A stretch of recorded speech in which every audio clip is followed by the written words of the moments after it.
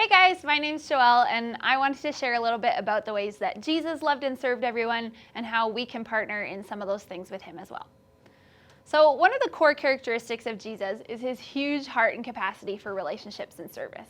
Obviously, in our faith, Jesus is known for his love, and there's a reason that he's historically agreed to be one of the most loving and influential humans to walk the earth. We're all still daily experiencing the impact of his radical love. When we as disciples are thinking about following the example that Jesus set before us, these are a few of the ways that Jesus extravagantly loved and served the people around him during his time on earth. His compassion motivated his heart to bring healing and hope to the sick and to those in bondage. He respected and dignified victims of prejudice or social injustice, people of different ethnicities, the poor and sick, as well as women and children. He was present in relationships with people and intentionally invested into his disciples. He listened to the people around him and responded thoughtfully. He encouraged and challenged those around him to become more loving. He interceded in prayer for his disciples and the world. He fed the hungry and met people's needs.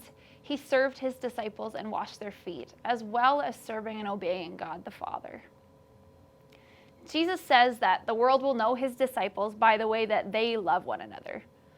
That statement should be very convicting for the believers in our day because we currently live in a world that defines Christians as people who are more concerned with being right than being in relationship. As ambassadors of the most loving being to walk the earth, we should be making it our business to be ridiculously creative and impractically extravagant in the ways that we connect with and care for the world and our community.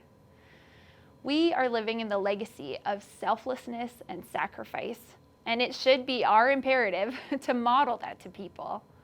Love at its core is a call to action, and that's the call that all believers should be answering daily. Often when talking about being loving, it can sound really nice and fluffy and airy-fairy. But honestly, guys, this is how Jesus says that people will know his followers. He commands us to love one another as I have loved you. Truly loving people isn't always practical or logical most of the time. Love costs us something, and loving people in the sacrificial and selfless way of Jesus is our life's work. So for us, what could that look like? I think go be present with people, and I mean really present. This could look like not bringing your phone when you're going to connect with people so that you can actually listen to them and encourage them. Go and be that friend that pursues and doesn't settle with the arm's length distance in your relationships. Start by thinking of that friend or family member that you have that pulls away or gets into a funk, and reach out to them.